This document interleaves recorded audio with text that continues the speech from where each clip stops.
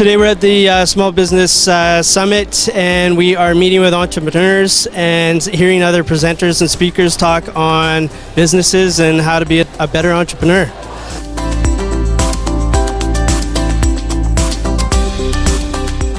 Oh man, I got a tip book. Hold on, let me get that. There are so many tips for entrepreneurs, but really some key tips are the things that you probably have always heard, which is the SWOT analysis, the marketing analysis, cash flows.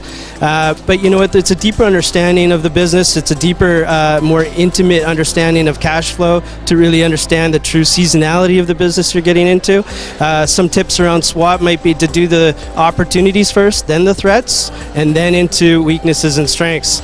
Often we like to talk about our strengths all the time. There's a huge list for that. But when we talk about threats, we actually can narrow down what the real potential of our business might be. Market analysis. Often people will get worried about how to figure out what their market is, how big the potential is, and what scope they have in that market.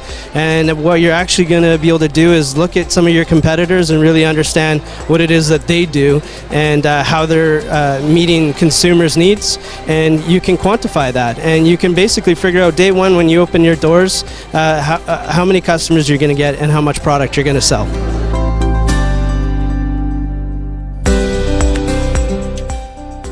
A small business startup, the best advice I can give to somebody getting started is social capital. Really dig into that and understand what social capital is to you. I would look at having an advisory board out of that social capital. You may be young, you may be very green at starting a business, it might be your first venture. You may not have access to capital, meaning that you don't have high net worth or credit history or income. But if you develop an advisory board that helps meet the areas that you're not as strong in, I think that you got a really good chance. The third and last piece there that I would recommend for a small business startup would be to engage with investors or financiers early. I'm not talking about angel investors here really. I'm talking about debt or equity financiers at a private or public institution like Vancity Credit Union. If you're talking with a lender early, they can help and guide you along the way of starting that business and meeting financial needs. Thanks for watching Lifestyle Channel.